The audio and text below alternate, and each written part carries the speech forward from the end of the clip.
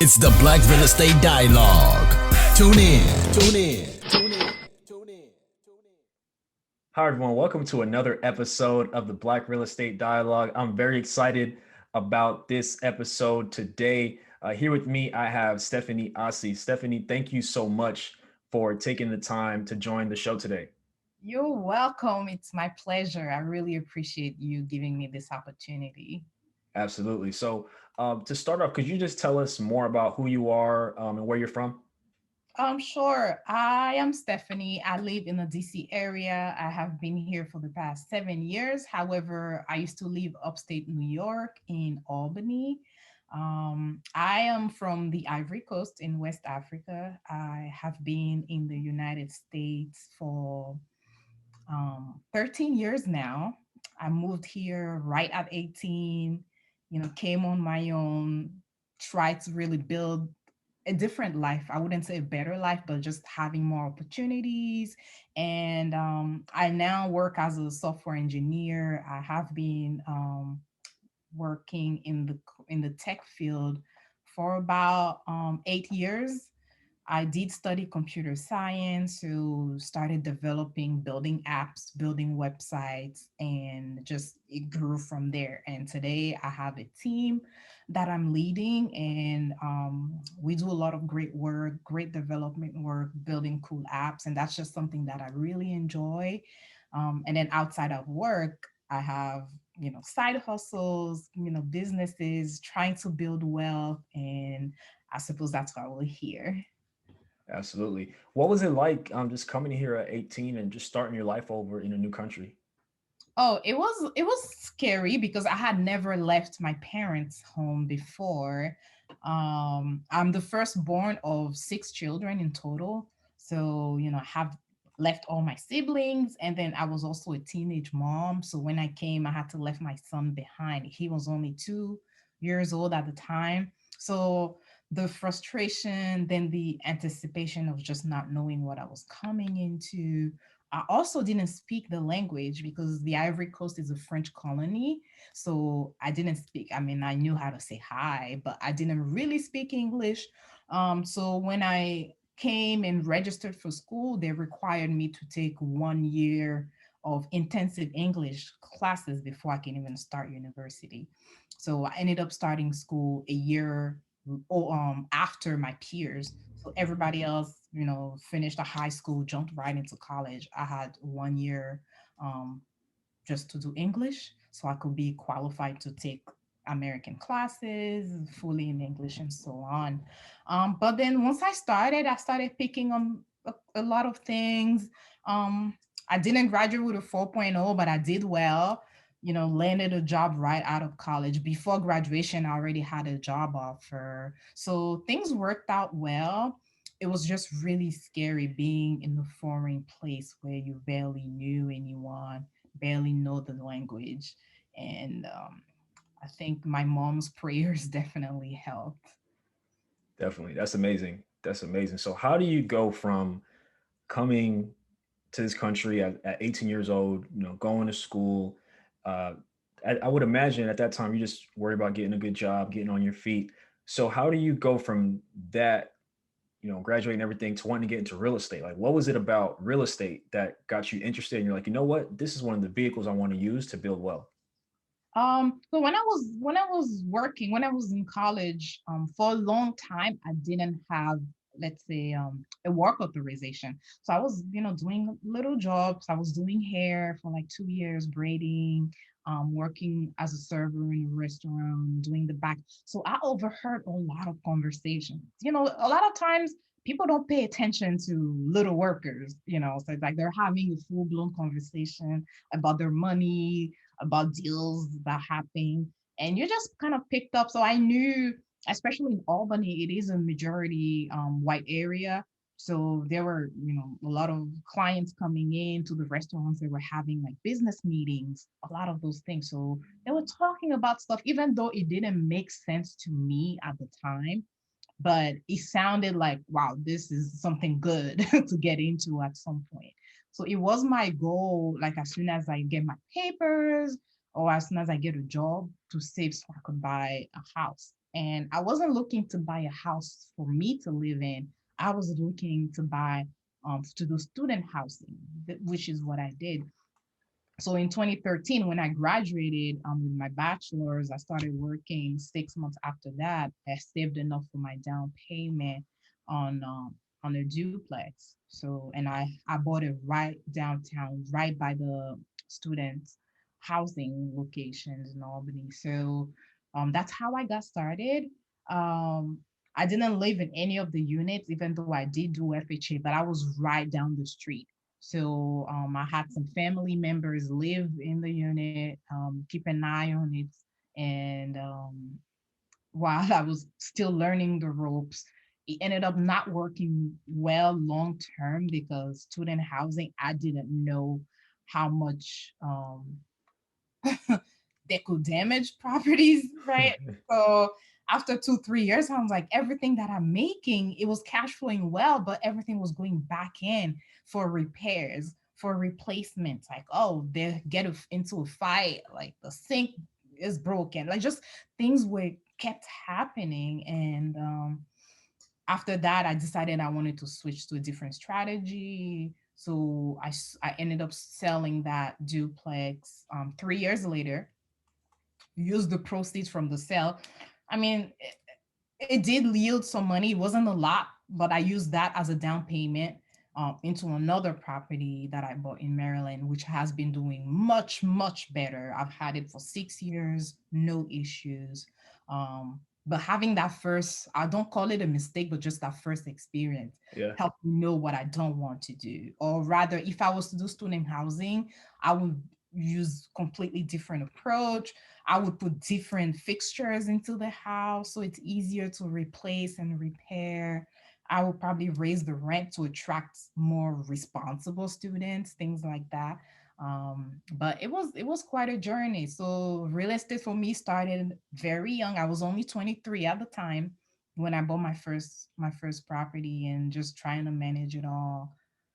definitely. And there's a couple of things I want to talk about within that. So a lot of people they they are afraid to get started. Like maybe they have the money and this, that, and the other. A lot of people want to dot every I, cross every T before you get started. But I think we're just at the beginning of the story. I think your first example is a testament to at some point you just got to take action, right? Mhm. You got into the property, you purchased a duplex. Your first instinct, you're in a college town, student housing. Mhm. You stuck with it for a couple of years, didn't work out as you thought it would. However, at that point, you had a choice. You could have either thrown the towel, said, forget this real estate stuff. But as you mentioned, you took the proceeds and you tried a different strategy. You tried something different. Mhm. So that's something I don't want people to gloss over because it's very important. You know, it may not always work out with the first property or problems will happen, but it's like there's different ways to go about it. There's different types of real estate you can get into. Yeah, and the good thing is like that's the kind of mistake. So if I want to make a mistake in something, I would rather do it soon and learn, and it's a cheaper mistake than that could have turned really badly if it was like a quadplex or if I just jumped into getting like a huge multifamily. But because it was a smaller scale investment, even selling wasn't a hard decision to make because Hmm. over the 3 years I've seen everything. I didn't, it helped cover some bills for me. So it wasn't completely bad. It's like, oh, I made whatever I wanted to make out of this. I've moved now, and at the time I was already living in DC, so I was managing myself remotely, which I learned not to do anymore. But on weekends, I would drive 5 hours, go down there, like, oh, see what's going on. So it was taking a toll on me. Decided to buy closer to home. And Maryland has some great cities. It appreciates fast. I was like, you know what? Let me, instead of blowing up the the money, the profit, let me use that as the down payment on something else. Very smart. So can you talk about that second property? So at that point, you had moved down Yes. to that area and you purchased over there. So I did FHA, which required me to live in the home for a year. So it was great because, the down payment was low. And so I bought the property in Maryland, stayed there. And while I was living there, I was making some I wouldn't call renovation, additions. So it was a single family home with a partially finished basement. And around here, a lot of basements actually have an exit, a full walkout exit. So I, first instinct was, wait a minute, somebody could literally live down there. um so I met a good handyman. We talked about it. I made sure it was legal, things like that. So we built up a kitchenette in the basement, and it was pretty spacious. It wasn't anything tight. It was about 1,500 square. It was a spacious space. It was already set up to have a bedroom, even though there wasn't like a wall. So we put a wall. We did a kitchenette, fixed up the walkout so it's properly lit. So coming from the front of the house, there's like a walkway to the backyard and then steps to go into the basement. So it was functional. And then I started putting that up for rent for $1,000 a month, everything included, like all the utilities, because nobody's gonna be paying their own bill. Everything is attached to the house. Mm-hmm. So for $1,000, you get furnished, and it was furnished. You get furnished basement space. You have your privacy because you have your own entrance and exit. The door leading to the main house was locked all the time, so I wasn't going in. They weren't coming up. I was living upstairs, and just like that, it started. And then I was like, wait a minute, I can do this for all the rooms because it's just myself at the time. It was just myself. My son was going back and forth between myself and his dad. So I was like, what am I doing with all those rooms? So I started renting out rooms of the house. I only left one room vacant for my son, and then rented out two rooms plus the basement. So my mortgage was fully paid for at that point, fully paid for. And one thing, it was hard for me because a lot of people from the outside just saw like, okay, are you, so you're a woman, you have all these roommates, are you not afraid something is gonna happen to you? Like, how do you even find those people? But I was running background checks. I was using Zillow rental. They have like a platform, people can submit applications. So I was using that as a system to run background checks, make sure they pay a deposit, everything goes through there. So it was working. It was just the safety part. At some point I was like, you know what, maybe this is not quite what I want to do long term. But I did it for 2 years, no issues. My mortgage again was paid for. I saved a lot of money because $2,500 that was supposed to come out of my paycheck to cover my mortgage was now mine. Mm. um so I had a lot of money just saved up. That's how I scaled so quickly, is because I was able to do those little things, those hacks, that helped me save aggressively and then put my savings towards another home. So I was buying, like, even my lender was like, wait, this is crazy. I was like, I know. I was like, wow. So a lot of times just being creative. I call it creative with what you have. I had a house. I saw potential in the basement, legal potential, transformed that, made it into a separate unit, rented out my rooms because I'm not sleeping in all the four bedrooms. I'm only occupying one. And the good thing is my house was located near a military base. So it was a lot of military contractors or families coming in and out. Sometimes they only have an assignment for like a week or a month. So they were just looking for something nearby. And I had my little ad, 500 a month, just the room. And so it was kind of cute. And a lot of them just liked the not have to worry about furniture because everything was furnished. So they would just come in with a backpack. At the end of the month, they're gone. Got Uh, it. That yeah. got it. I think that's really awesome, and the reason is because you came, right. You came, and it's a single family home. Most people is like, oh, this is great. I got my home, got my 4 bedrooms, I got my basement. But it Mhm. seemed like very quickly you're like, wait a minute, I could fix this up somehow down there and rent Mhm. that out. And then it was like, wait another minute. let me try to rent the rooms out, you know, and obviously there's comfort level, all those things come into play. But the point being, you know, you saw it as more than a single family home, Yes. and you built it into streams of income that Yeah. covered your mortgage. And so I think that is a key point because you thought outside of the box. You saw it for more than what was in front of you. Yeah, I definitely didn't see the glamorous part of like, oh, I mean, maybe some people on the outside was like, wow, she bought a house, the house looks nice. I did love my house, but for me, it was another means to get somewhere else. Like I was living there, I knew I had to do my 1 year, might as well make it count. I did that. I even stayed 2 years because it was working well for me. I was like, okay, I'm not gonna go somewhere pay rent where I'm living for free in my own home. And then after that, I wanted to switch school districts for my son, so we moved away. And then I ended up renting the whole house to a family.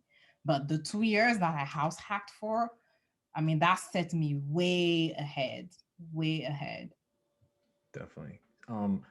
So you also mentioned you hooked up with a handyman who helped you kind of make some of the repairs and renovations. What was that like? Just managing that um, at that point.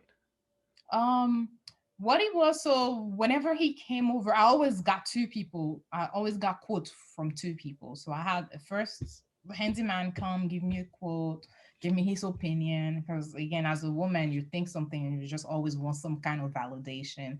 So he was like, "Oh yeah, a lot of people do that around here. It's actually pretty common." So he gave me a quote. And then when the second guy gave me a quote, I thought was more attractive. He even had more ideas like, oh, we'll put a wall here, we can even do this side as a den, just so he brought more that made me go with him and build like a longer term relationship. Even till today, like he still does work for me, outside of the DMV. Like I fly him out to fix some of my work because I trust him that much. But yeah, initially it was a little scary because you don't know who they are. And handyman slash contractors have a very bad reputation in the real estate community. So it's always hard to find someone who's trustworthy. But I'm very fortunate that this guy was a gem in the mud. Definitely, Yeah. definitely.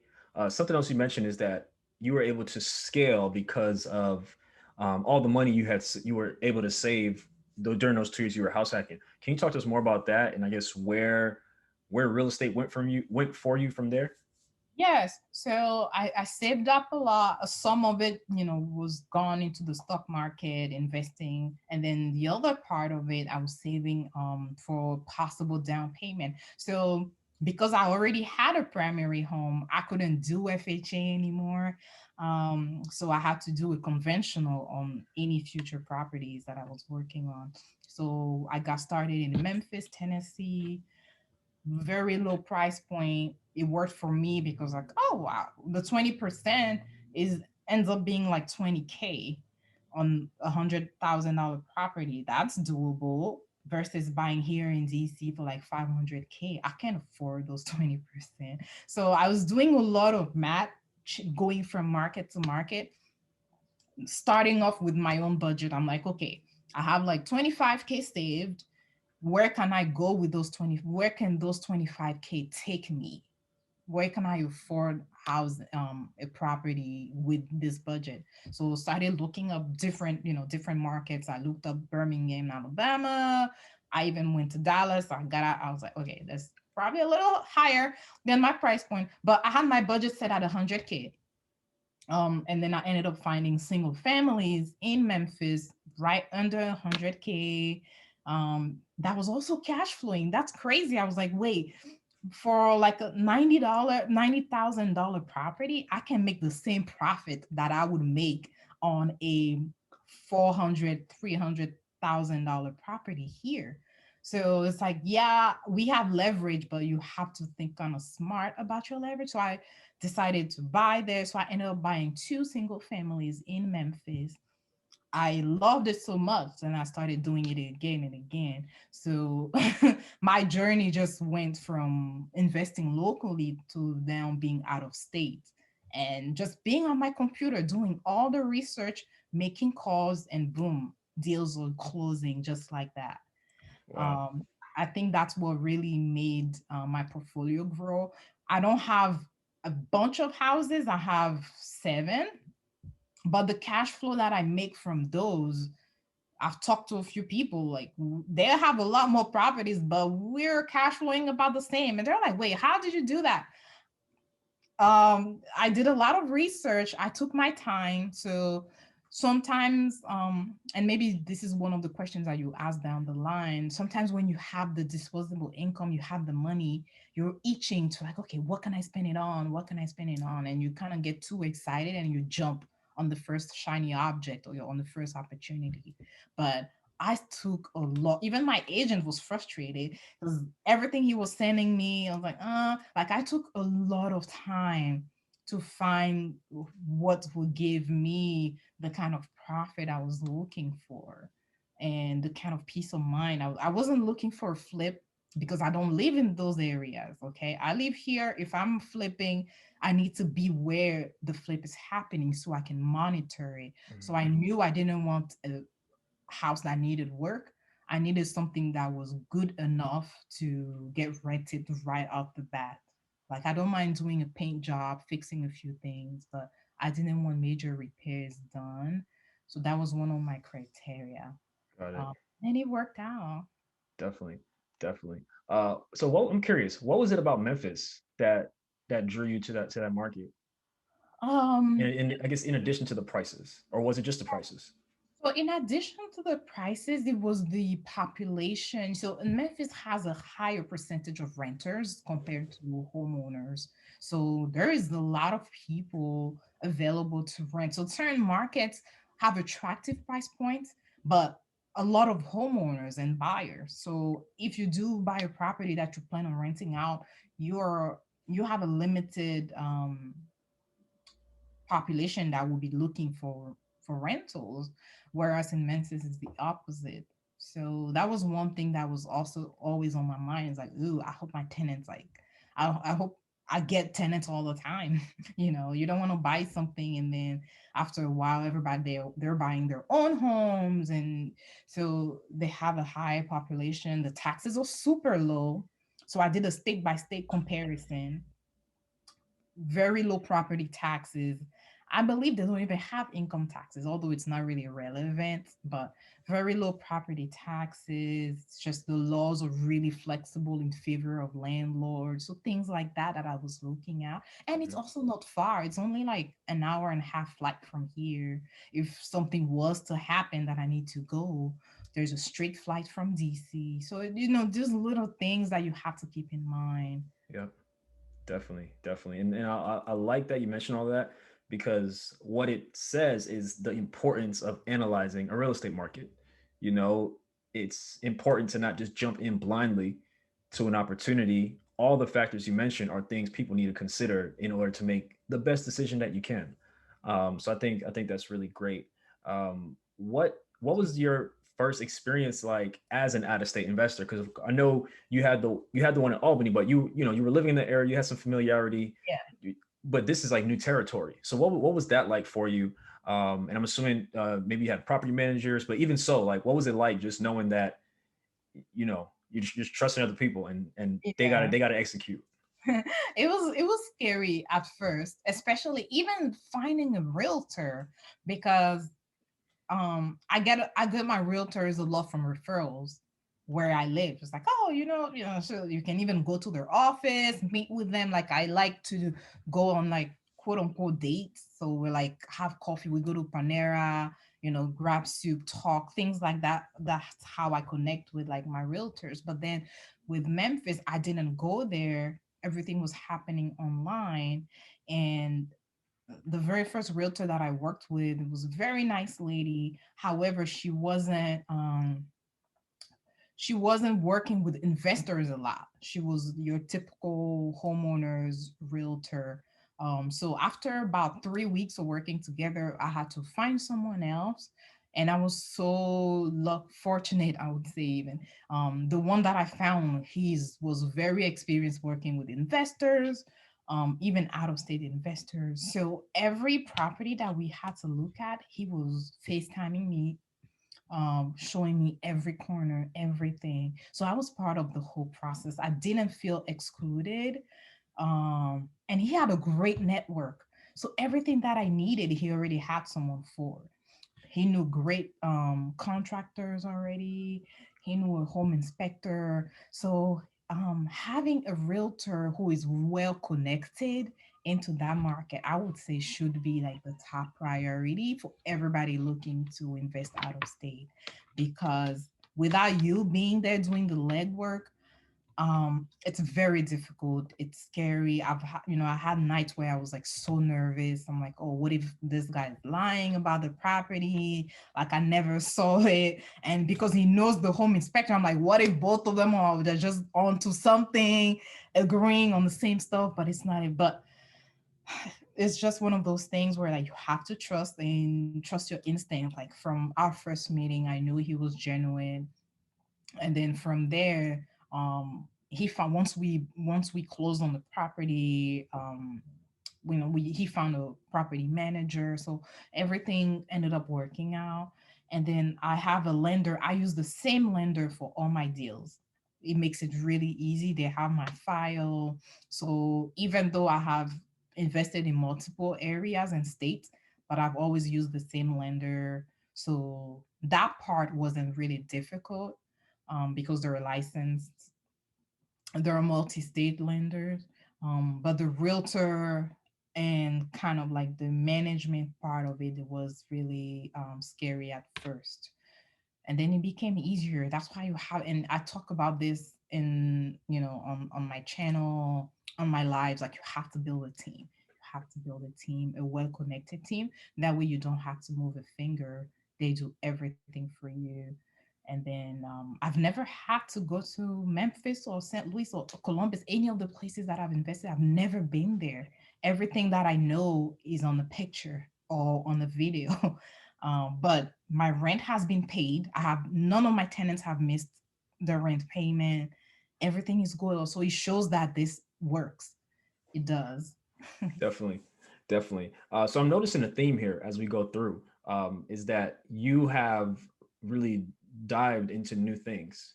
So when you think about when you came to the States, um, you came to the States, you invested in real estate in Albany. When you moved down to the DC area, invested there.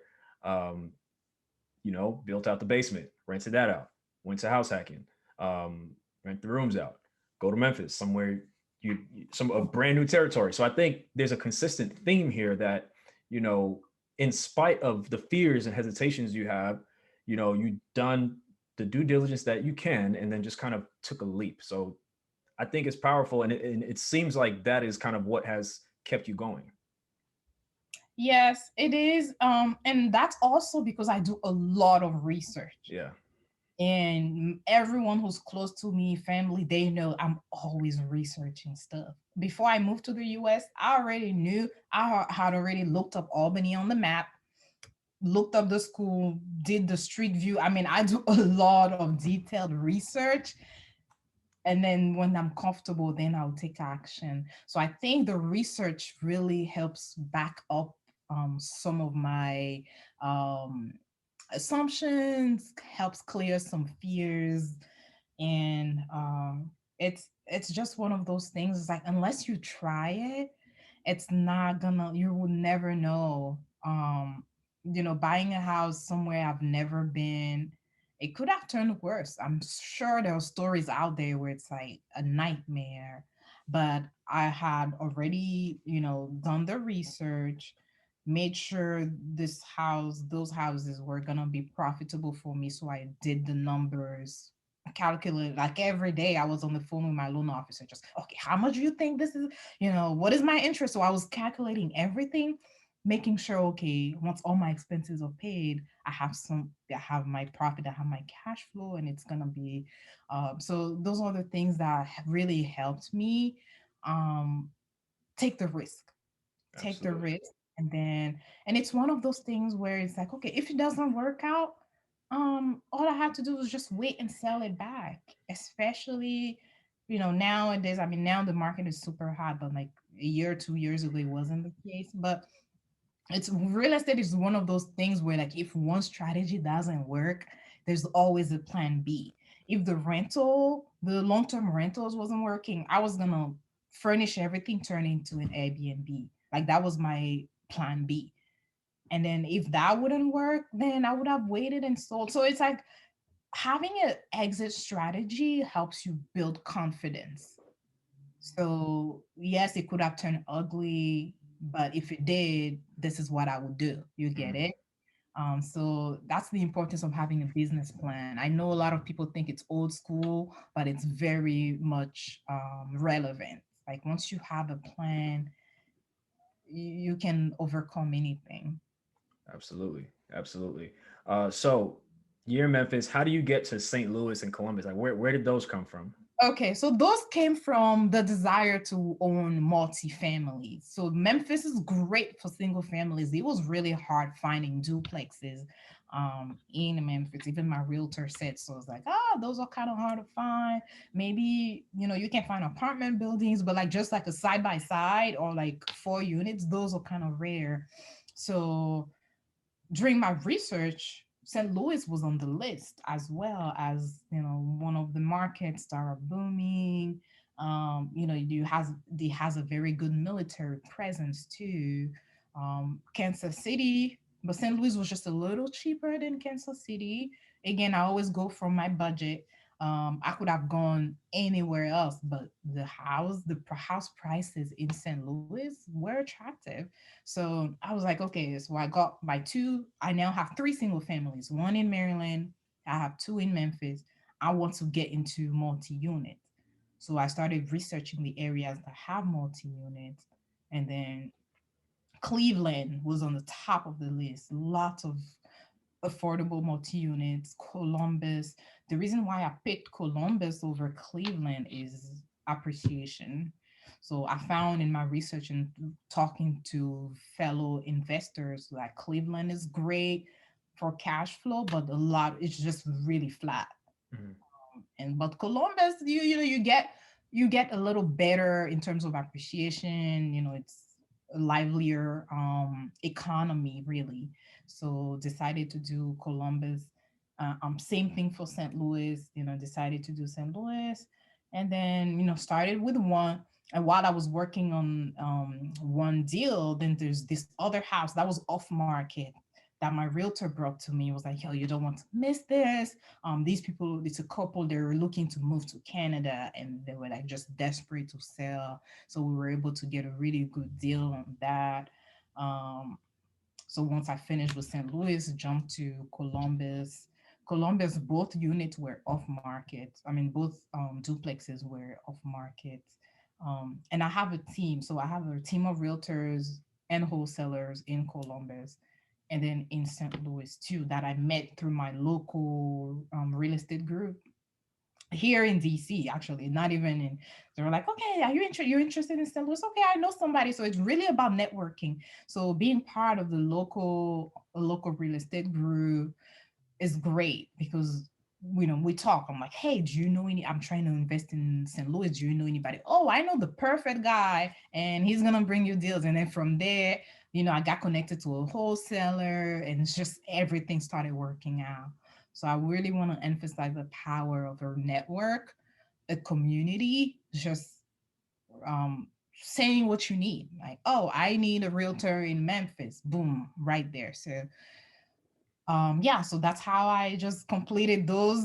And now I want to target another market, but anyway, maybe we can Yeah, talk about it later. definitely. That's awesome. Are you looking for a community of like-minded individuals and access to experts in real estate? Yeah, Are you interested in real estate but need more support and guidance? you know who it is. The Black Real Estate Dialogue presents the Real Estate Investing Community. No matter how much or how little real estate experience you have, we've created a community for you because your perspective is important. Alright, tell me, where's the number one place where you can do Q&A with experienced guest speakers 2 times per month? How about unlimited access to past guest speakers' recordings? What about a private Slack channel to engage in daily discussion with everybody in the community to share resources and support each other? Head on over to blackrealestatedialogue.com. That's blackrealestatedialogue.com. It's the real estate investing community presented by the Black Real Estate Dialogue. Come join us today. That's awesome. And so I guess so in St. Louis and in Columbus, do you have like duplexes in those markets? Yes, Cool. do 2 units for each. So Got it. two duplexes. Got it. Got it. That's amazing. That's amazing. How many? And so you have I think 11 doors now. Yes, Got it. And that's just in like maybe like a 7-8 year time frame. yes, That's yes. pretty good. That's pretty It's good. pretty good. I know. I sometimes I think about it. I'm like, wow, this just happened. Like Yeah. just like that. I mean, I wouldn't say I'm a nobody, but I'm really a nobody. It's just like just trying to make things work and building a network and things just happening. I was so amazed. And that's why I'm so passionate about that stuff because anybody can do it. Anyone can do it. Like, you don't need a wealthy background, you don't need a lengthy education. It's all about just creative financing, creative whatever situation you have, and then just jumping in. Yep. Amen. Definitely, definitely. I mean, I think creativity is definitely one of the things I'm picking up here. Also, research, building your team, and I mean, I invest out of state. I have a unit in I have a door in Dayton, Ohio, and I Mhm. can't speak enough about how important it is to build the right team. I'm here in LA. Anything could be happening there. But thankfully, huh? I said, I know that's Yeah, yeah. Like thankfully, I'm going through a turnover right now. But having a network who can tell you what to ask and contractors dealing with all that stuff Mhm. and having boots on the ground. I have someone over there. If I text her like, "Hey, can you go by the house real quick? I'll pay you to do it to check on whatever's I need you to do." But she'll send me Right. videos, pictures. Then it's like it just makes you relax a little bit. You know what I'm saying? So I think It does. crucial. It does. It's amazing, and they also appreciate the trust that you build. So it's not a one-way relationship. It's really there too, like just happy to be of service to someone who's not there, and having that trust is great. Absolutely. So what are your future plans? Like where does it go from here? You've done a lot of cool things in this first stage of your real estate career. And also are there other type of investments and business ventures you have going on too?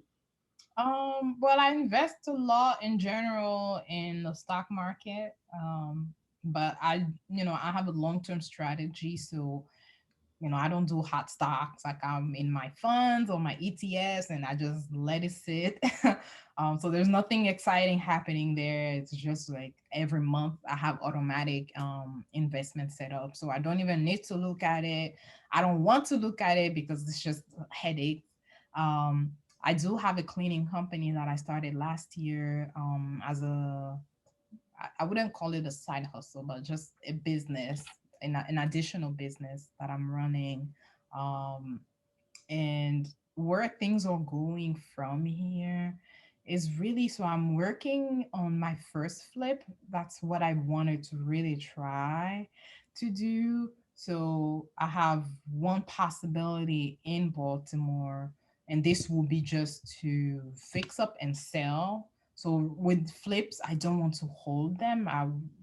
Especially for Baltimore, I would just fix and sell. So I'm hesitating between doing one in Baltimore and doing one in Birmingham, Alabama. Um, so where that's like my next move is really trying a flip. I've never done a flip because I was always nervous. But Baltimore is right here, so I can drive down if there's an issue or whatever. And Alabama is not. I have a good team there. They're awesome.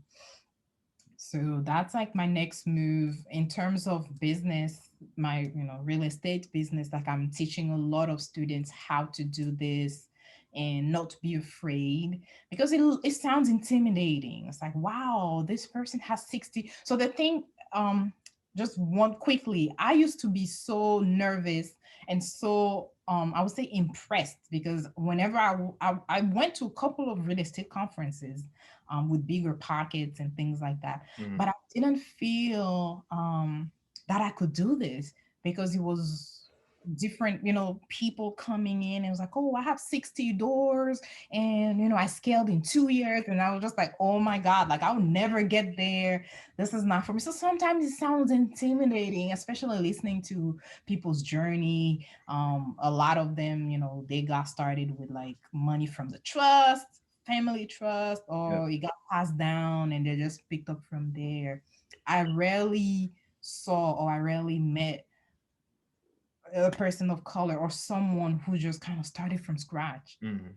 and still made it out. It was kind of hard to come across those stories. So my goal is really to reassure anybody, even if you're just a server or whatever, like, this is accessible to you too. um you're just lacking the information, and me and you are here to bring out the information, bring out the secret. Like there's no more, layer. Like everything is out. The knowledge needs to get out so more people like you and I can feel included in these conversation, that, oh, this is for me too. Definitely. Definitely. Yeah, I agree with all of that. I agree with all of that. And I'm definitely looking forward to having you talk to the bread real estate investing community, just because, we touched on just high level things, but I think, for those who are in the community, it's like a lot of there's so much that we can dive deeper into to help people and share that information. So I think I'm particularly excited about that. That's great. Me too. And I'm happy that you put together this platform. It's not a lot of them, like I said in the beginning. So just meeting and networking with great people that have a vision is of value to me. I appreciate that. Absolutely, absolutely. So you know, I'm very inspired by this story. I have one more question. A couple more questions. What advice would you give to someone who, maybe at some stage in life they heard about this real estate thing, and it's something they want to do, but as with many of us before we got started, it just seems like this big impossible goal. What would you say to somebody in that position who's just starting out and just wants to take the next step? Okay. The very first thing I share, what I say, is to start where you are. So I wouldn't encourage someone who's just starting out to do out of state, for example, because it's the learning curve. I mean, it's not difficult. It's a little unfamiliar and you can get cold feet quickly. So I would say start where you are. Um, Define your budget for where you are. See if you qualify for an FHA. Like that's the easiest way to get started, is to put as little money down as possible, house hack for a little bit, build that confidence while you house hacking, right? Because it's like being a landlord but on a very small scale. And house hacking doesn't mean you need to have roommates.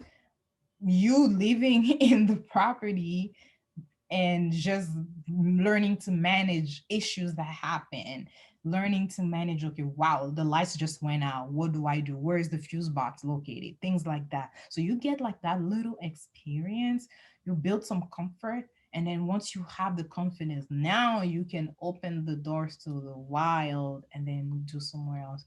But I find out sometimes, because there's so much information being shared, a lot of people, the issue is not that they're afraid to get started. The issue is that they're getting fed so much information, and a lot of the information may be conflicting too.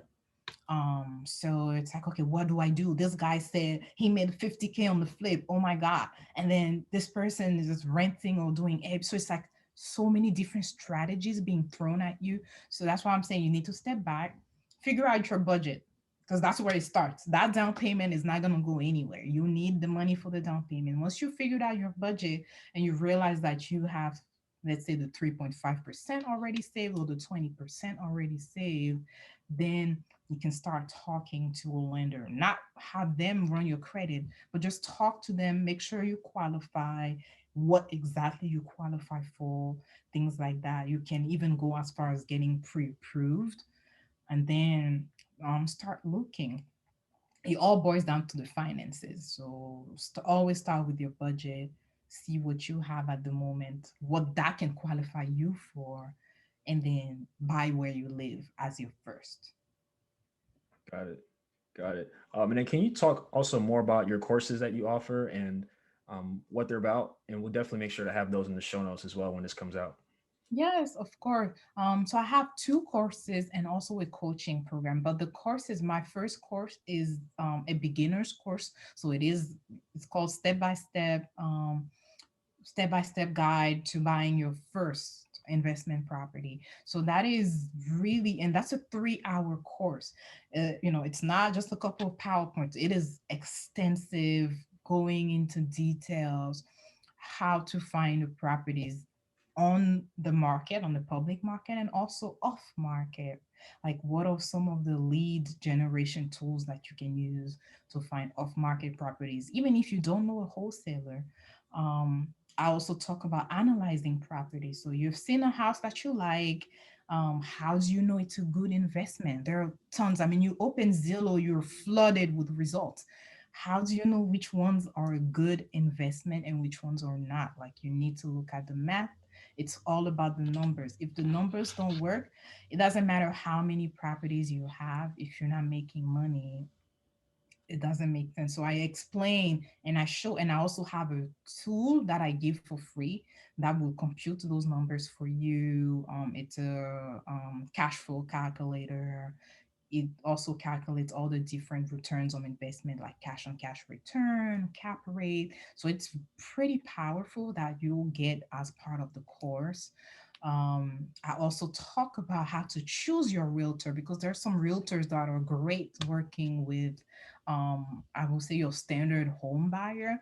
And then there are realtors that are specified for investors, that have a network, that are connected, and will take you from being a newbie to like an experienced buyer because of everything they bring.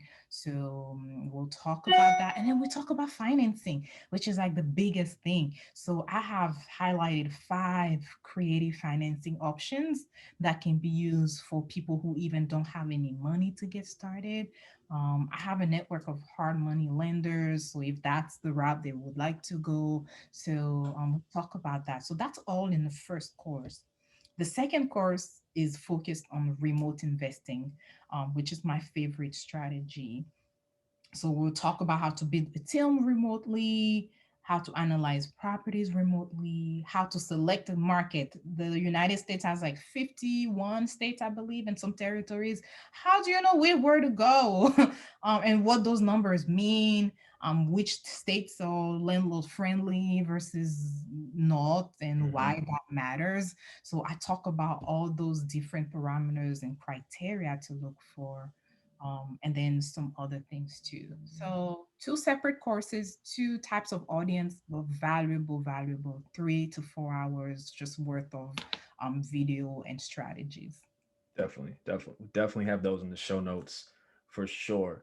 Um, so this has been a tremendous interview. I'm just thinking about the journey, right? So, you know, you started in the Ivory Coast. You came here as a kid, really, at 18, just trying to figure life out. And something that came to my mind is when you were talking about you were a server and just working different jobs, and you just were overhearing these conversations, right? These business conversations, these conversations about deals, and it sparked something in you. And you started with the property in Albany. Mhm. Everything didn't go as planned. You had a choice at that time. You could have just thrown in the towel, sold the property, to never got into real estate again. But Mhm. you made a conscious decision. You're like, I'm gonna try this in a different city where I'm moving to, fix the basement up, rent the rooms out, started investing out of state. The rest is history. So I think it's just a very inspirational story that people will be able to gain a whole lot out of. So I'm excited. I can't wait for this to go out, and I can't wait for people to receive this information. Yes, I'm excited too. I love to share. I'm always giving. Just I love that, and I hope people can really learn and have some good takeaways from that. Absolutely, absolutely. Thank you again for coming on the show, and thank you to everyone for listening to another episode of the Black Real Estate Dialogue podcast. If you want to keep up with what we have going on, go to blackrealestatedialogue.com. You'll find all of the information there. If you're interested in joining the B.R.E.D real estate investing community, you can get started for your first week for just $1. So definitely go to blackrealestatedialogue.com. Check that out. Otherwise, I look forward to hearing from you all soon. Thank you. Hi, everyone. Sam here from the Black Real Estate Dialogue. Make sure to hit that notification bell and that subscribe button, and to visit us at blackrealestatedialogue.com.